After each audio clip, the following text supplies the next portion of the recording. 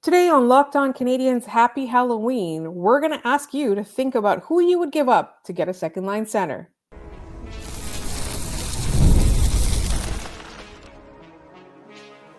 You are Locked On Canadiens, your daily podcast on the Montreal Canadiens. Part of the Locked On Podcast Network, your team every day.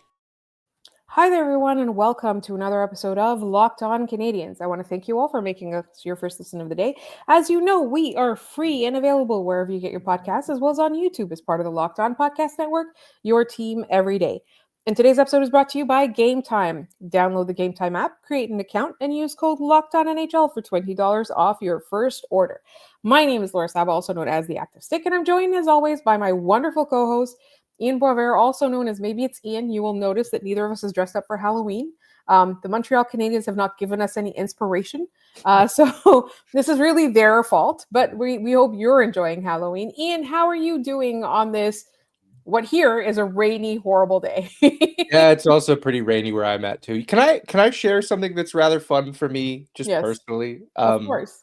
I picked up NHL 26, the video game, for the first time in years. I haven't played an NHL video game in a long time. And because of one Sasha Boisvert, who was drafted by the Chicago Blackhawks, the game will actually say my name when I'm playing as a Be a Pro. I forced a draft to the Canadiens. I'm currently trying to become their second line center, so maybe I can be the answer to who the Canadiens second line center will be. I just wanted to share that. It's been bouncing around in my head. Let's start with that then. So it is our Friday, our mailbag episode. There's no game to recap, so we're just going to be straight mailbag all through this episode. We're going to start with a good friend of the show, Francis Tardif. And his question is, do we still need a number 2C? Thoughts, Ian? Short answer, yes.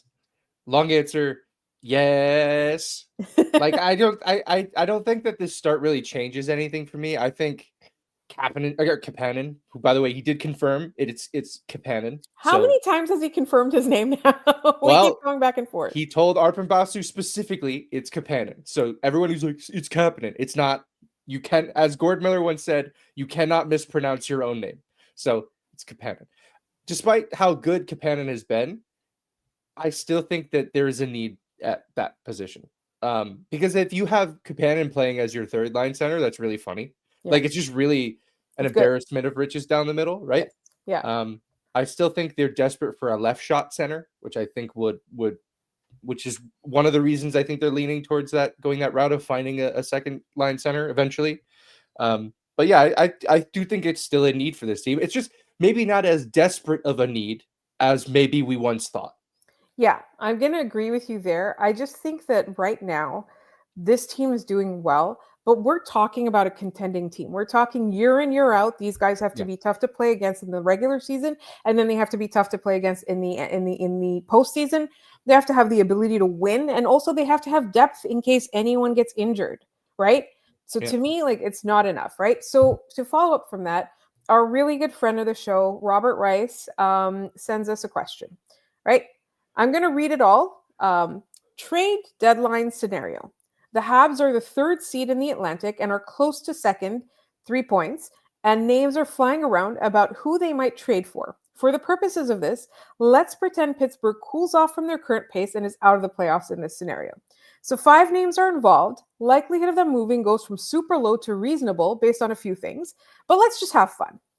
Crosby, Tage Thompson, Steven Stamkos, Nazem Kadri, and Bo Horvat are available. For which of these names would you put one of Montreal's 3A prospects, and he's defined them as Reinbacher, Hage, Fowler, in the mix to get the deal done? If you like, imagine Jarofsky keeps crushing the KHL and has joined the A pool as a prospect as extra trade leverage. So it's funny you mentioned Jarofsky, Robert, because I don't want to touch that. I want to see that through to the end, because in my mind, I think he's either going to hit at the level we think he is, or he's not going to play in the National Hockey League. He's that kind of, offensive talent. And I'd rather just hold on to it and hope that works out. And then you have a line of Jarofsky, someone down the middle to meet off on the other side. That's a different conversation though. Tage Thompson, I would fire everything out the door to go get. I think maybe not all of those guys, but enough of those guys and picks and whatever else they need to make that work. I would do that. I have a hard time saying I would give up that many top level prospects for Sidney Crosby, just because you're not getting him for a long time. Like Tage Thompson, I would be comfortable giving up a Michael Hage for him, because what do you need Michael Hage for if you have Tage Thompson, right? Like that's the sort of thing that makes sense to me. But Horvat I like a lot, but he doesn't move the needle for me as much as Thompson would and Crosby would. Honestly, I think I'd probably have Crosby over those two. And then the last one, I think it's the last one, Kadri. Stamkos and Kadri. Oh, Stamkos, I'm not even considering. Stamkos looks completely washed. And I might be wrong, but he's not. I don't believe he's even playing center in Nashville. And the dude just the Monstars sucked the talent away from him. I don't know what happened. Maybe Nikita Kucherov was the Ratatouille pulling the strings on Steven Stamkos 2 years. Yeah, I'm not even touching that. And Kadri, I don't know. I go back and forth on it. That game against Montreal where he was just flopping all over the place and he ran into Hudson's elbow and was indignant about it because he was trying to board him. Those are the Kadri moments where I'm like, yeah, I don't really need that in my life. No, but even if he didn't play that way, I think for Kadri or Horvat, you don't have to give up one of these A prospects, right? You don't. You can put together a package that's attractive enough to the opposing team. We got Noah Dobson for Emil Heineman. We gotta picks. Yeah. There you go. Right. I mean, yes, picks too. Right. So you can put together. But the picks are a part of it, right? Yeah. You're not just sending prospects for they're gonna want draft picks for these top players, especially guys like Pittsburgh and Calgary who are going to be rebuilding. If there's one team who doesn't want that, it's probably Buffalo, because unless I guess if they're trading Tage Thompson, they are rebuilding again. So maybe they'd also be fine with it. Who knows? Yeah. No, I think for Crosby or Tage Thompson, for sure, you're gonna have to give up one of those three. And for me, it's more a matter of who can we live without. And I feel like if you're getting Thompson, like you said, you don't need Michael Hage for. But if you are getting Crosby, you need him. And you need Fowler too. This is the answer in net, right? Yeah. This is the guy who's going to be the goalie when the Habs are contending. So really, you kind of have to, by process of elimination, get rid of Reinbacher, and you have to make it extra attractive because the other two have more value, right? Right. Well, and the thing with Reinbacher that isn't concerning to me yet, but we might get to this point. He is healthy, by the way. He was just loaned to I almost said Hamilton. That's where my head is at. He was just loaned to Laval, which means he's healthy. He was with the Canadiens that whole time because he was on IR. Which I really like that the Canadiens do that, by the way.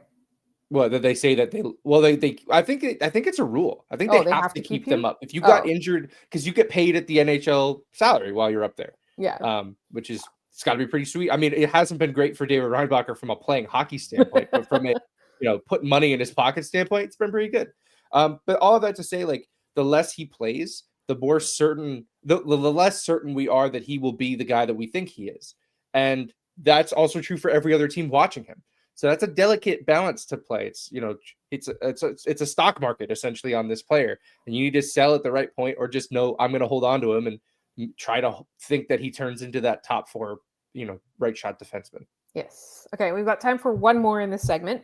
This comes from our good friend Alexander Christian. And this is the one who put on his PJs to listen to the pajama party episode. So, forever in our hearts. This is the question. After the cup run, I got a jersey with the cup final patch on it. And on November 8th, before the Mammoth game, when I'll be in town just in time for the strike that we're getting, I plan on going to Tricolore and getting a name and number. My question is, who do I get? I'm deciding between a price, obvious, Byron. That goal against the Leafs is my desktop background and has been ever since. And he's a long fave. Or Suzuki. Open for any and all input from my fave Habs podcast. So it has the cup patch on it. Oh, so it has the Stanley Cup final patch. That's a big deal. Yes. So that's why it can't just be like Lane Hudson, which was going to be my answer. But it's the cup patch. So for me, I would go with Nick Suzuki. Because Nick Suzuki is the Montreal Canadiens. He's the face of the Montreal Canadiens. He's the guy. I know they have a lot of faces, but Montreal, the center of it, the nucleus of it, is Nick Suzuki. Yep. So that's who I would go with. What about you? I have a Paul Byron jersey. I think that's a pretty odd one to have, and I love it because Paul Byron ruled. He did. I also think maybe there's some power to getting a Brendan Gallagher version of it. He was there. It was a big deal for him to be there. And there was that picture of him just leaking out of his head when he in the Stanley Cup final, the most Brendan Gallagher photo that's ever existed. I think that's a decent pick too. You can't go wrong with Price. You can't go wrong with Weber. You can't go wrong with Nick Suzuki. I'm also having these internal dialogues because I'm going to Montreal for the first, not for the first time, but I'm going to the Bell Center for the first time and seeing a game for the first time. I'm going to get a jersey as well. My thought process, and we'll leave this here and we'll move on to the next segment after this, is if Mike Matheson signs an extension between now and the time I go, it's a Magic Mike jersey. I'm getting a Mike Matheson jersey. No one can stop me. And I won't. I certainly won't. We love Mike Matheson. We are the biggest defenders of Mike Matheson on this podcast. But surprisingly, we didn't get any questions this week about how he should be traded. We do have a question about him, though, and there's a whole lot coming up still. And that's coming up in just a moment here on Locked On Canadiens.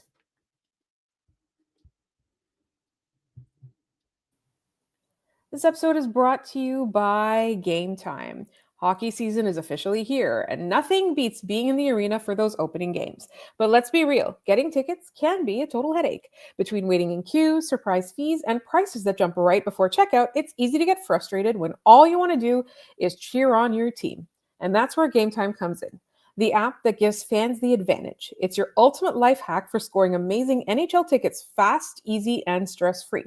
In fact, we on this podcast are users of Game Time. We use Game Time to get tickets to a game in Buffalo that we all went to see together. And you just heard my co-host say he's coming up to Montreal for the first time to watch a game at the Bell Center for the first time. And guess what we used? Game Time. Why? Because we could see the view from our seats before we purchased. And they have zone deals. You pick the section. Game Time picks your seats, and then you end up saving big. And you can also even find NHL tickets for under $25 sometimes. The best part also is no hidden fees at checkout. Take the guesswork out of buying NHL tickets with Game Time. Download the Game Time app, create an account, and use code LOCKEDONNHL for $20 off your first purchase. Terms apply. That's code LOCKEDONNHL for $20 off. Swipe, tap, ticket, go.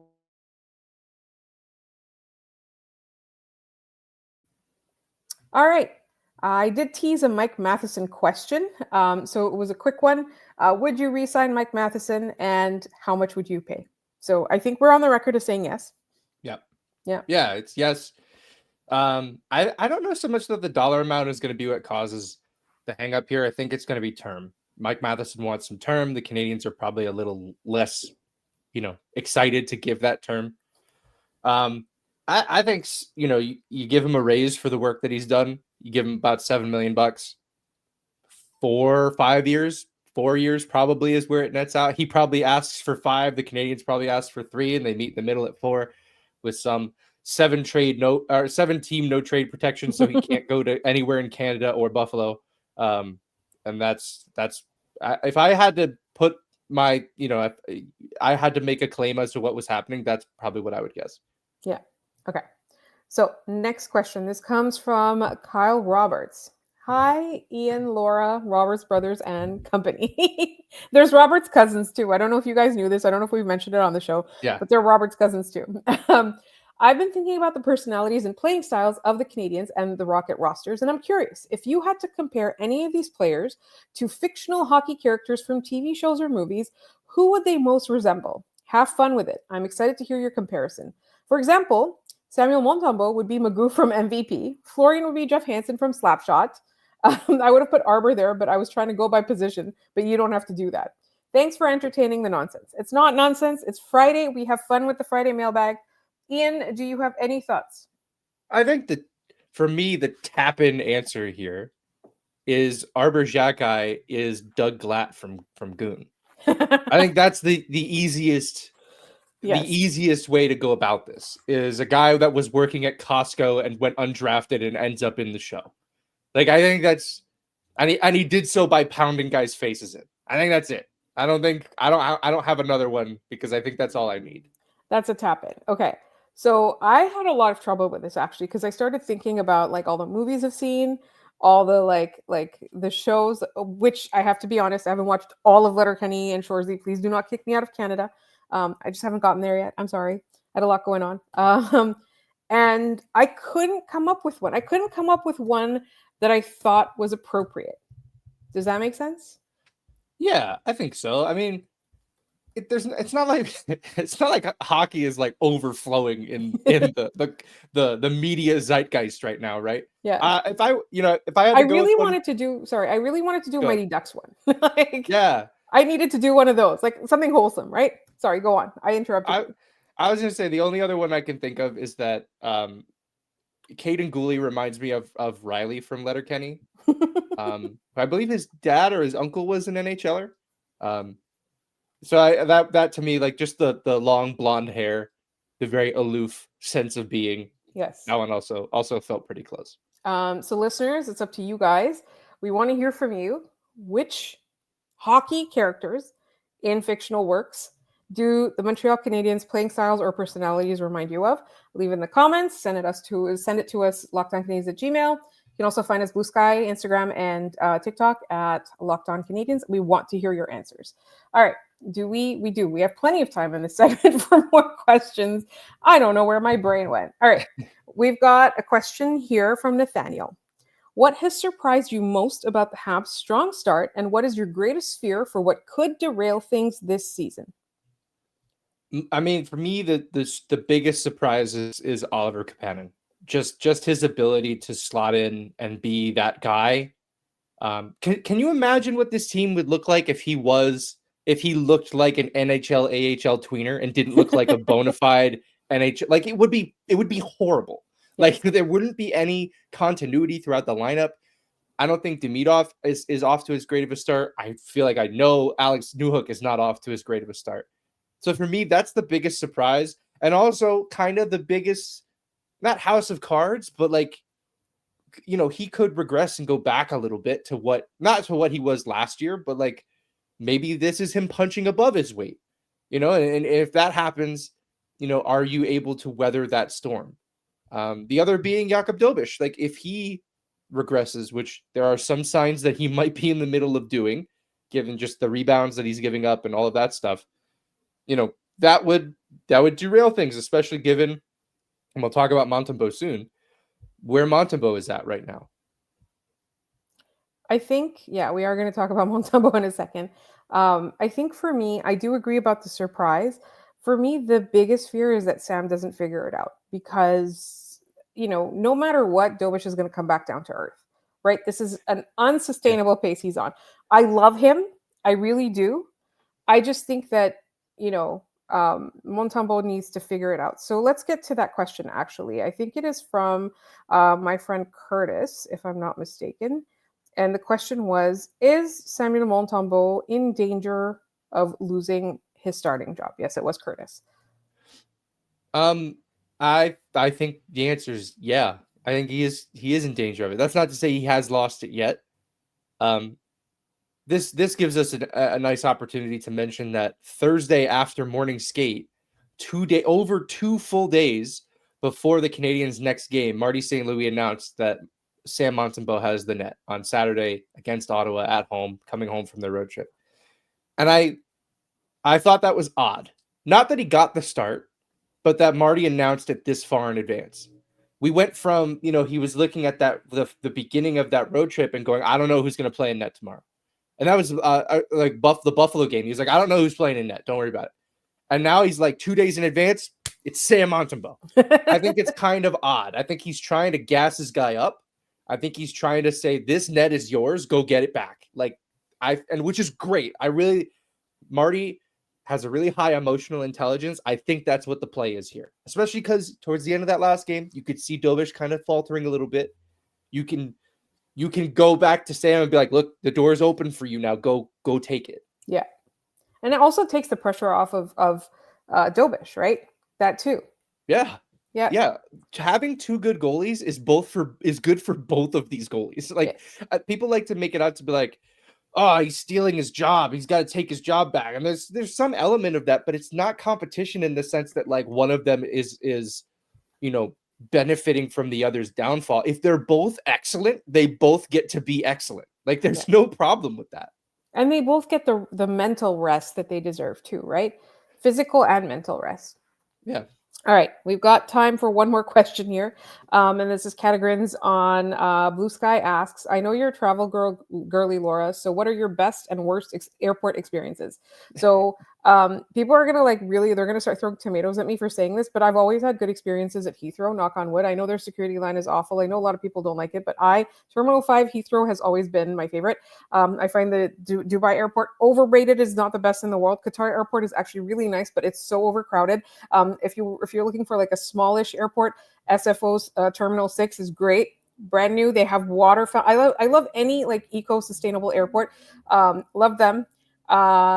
New LaGuardia is actually not bad either. But the worst airport I have ever been in is in Damascus. I don't know if it's still there, but it was the Damascus International Airport. We used to have to use it a lot when I was a kid.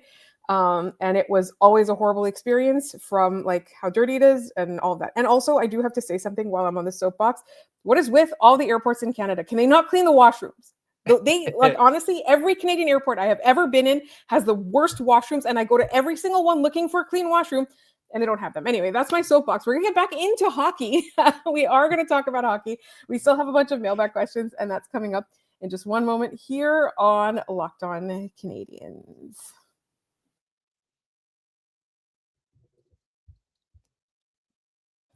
This episode is also brought to you by FanDuel. The NBA is back, and there's no better place to get in on the action than FanDuel, the official sports betting partner of the NBA. Even if you miss the start of the game or want to ride the hot hand, FanDuel has live bets on everything from who will score next to fourth quarter comebacks. Plus, you can even combine your live bets into a same-game parlay for a shot at a bigger payout. It keeps every game exciting, especially when your team's making that late push. Right now, FanDuel is giving new customers $300 in bonus bets when your first $5 bet wins. So head to FanDuel.com and sign up and play your game with FanDuel, the official sports betting partner of the NBA.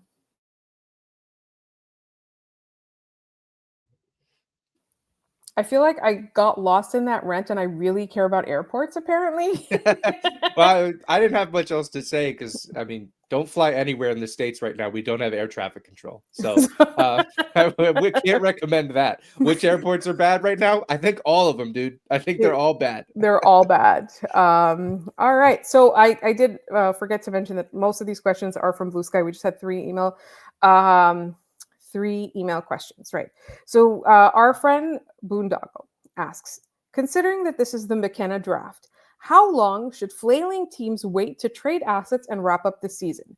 Should the Preds just admit they suck and trade us either O'Reilly or Stamkos? We talked about Stamkos. I think the length of the Kadri contract should exclude him as a trade target. Do you agree? Yeah, the length of the Kadri one is I think the biggest limiting factor for the Canadiens being interested. I do like the concept of Ryan O'Reilly. I don't have the contract details in front of me at the moment. I'll pull them up, but I think you're bang on about a team like Nashville needs to decide that this whole thing is over. Yeah. That they just they're hanging around, which is fine. Ryan O'Reilly has $4.5 million on this year and next year with absolutely zero no trade protection. So he could be a Canadian for, he has no say in it. Now I would imagine, I think I had read last year that they won't trade him without him having some say in where he's going. And it's like, okay, then just suck forever in Nashville. Like, I don't know what to tell you. Yeah. But Gavin McKenna is absolutely a talent that a team like Nashville has never had. They need it. They need that kind of talent in that market. So the time should be now. Like, just give up. I understand you guys think everyone always thinks they're one piece away, and they're just not. Nope. The Habs are also not one piece away. We talk about two second line center a lot, but They're not. They need a little bit more depth. All right. So this one is a tongue-in-cheek question from Mac D. Pete because Ian threatened to do a 3-hour oral history on the trilogy of late-stage Jeff Petrie trades if you guys didn't send in mailback questions. So I'm really glad you did that. But the question, which Jeff Petrie trade was your favorite, is valid. Yeah, it was the first one. They got a top 4 right shot defenseman for a song and a dance. Like, who was in that trade, Laura? I don't remember. Yeah, nobody does. Like, I don't remember who went back. I shouldn't say nobody because this last few weeks have shown me that the people who listen to this show are sick in the most positive way possible. And someone's going to drop it in the comments and be like, this is what they gave up. And you're going to prove us right in that it wasn't anything of value. That was the best one. You could argue getting Mike Matheson was also very, very good. But I think the reason why getting Matheson was good was because Petrie had fallen off from what he was, which was a top right shot defenseman for the Canadiens for a long time and on a great contract while he was here. Yeah. The Jeff Petrie, like the Jeff Petrie prime in Montreal was truly something that I love and miss. Mouse of the West asks, are our power play problems a personnel issue or a systems issue? I don't think we have them anymore. Yeah, I was going to say like this, what problems? Well, since they put Ivan Demidov on the first one, I think... So then I guess I would say it was a personnel problem. It was. It is no longer a personnel problem because they got the right personnel. I think too, like, I wanted to mention this last week, and I think I got sidetracked as I am often doing. I think moving like the two strong power play unit option was a good call. It was a good idea. But I feel that now with a unit like that who only needs one chance to score, you know, with the 2 power play unit, you could go after the first minute, they don't have it, get the other one out there. Yeah. Now with the first unit, if they don't have it in the first minute, you keep them out there for a little bit longer because they only need one shot to score. Yeah. Right. They only need one opportunity to put the puck in the net. So I think that like that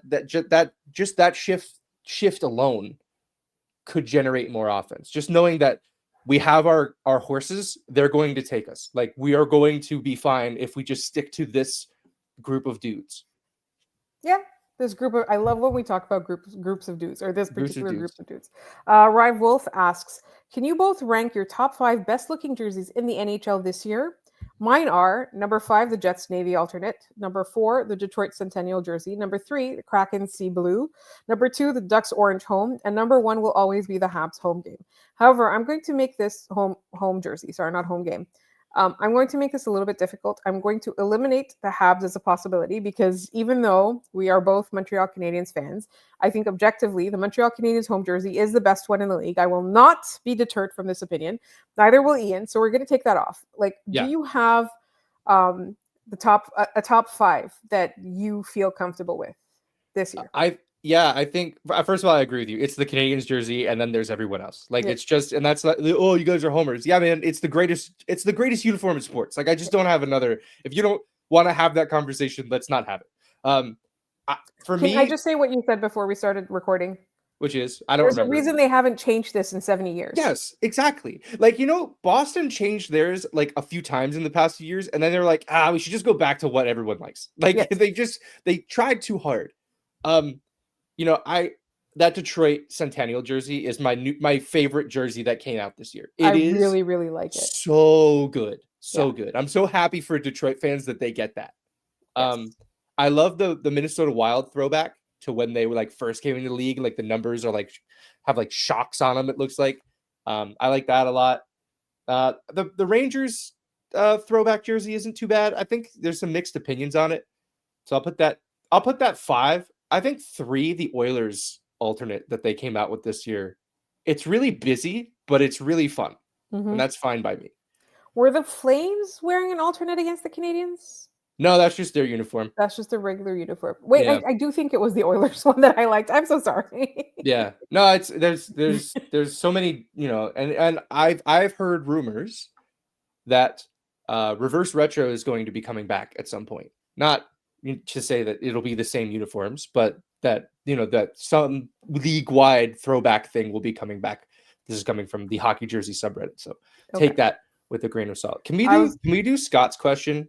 Yes, we will. That was going to be that. I was saving the best one for last. I was really hoping that we could do that one. Yeah. Yes, we are saving the best for last. I just I need to read it. Hold on, because he replied to only you and not me. Scott, what happened? We were the OG, okay? Yeah, I know. Which Habs player could eat the most Bell Center hot dogs in 1 hour? Mac D. Pete had the the clubhouse leader, he said Arber, he'd still be hungry, which I think is a fair answer. However, my dark horse candidate is a power horse candidate. I think Josh Anderson could put away hot dogs. I think he could absolutely demolish. I mean, you give him an hour. I mean, the whole thing about giving them an hour is like after 10 minutes, they're like sick. So like you don't need to give them an hour. You need to give them like 10 minutes and just hope none of them choke. I think he could do it. I also think Brendan Gallagher's a sicko who will do the whole like dunking the bread in water thing that they do on. He'll do it just to win, right? Yeah, of course he will. He'll do anything to win. Yeah.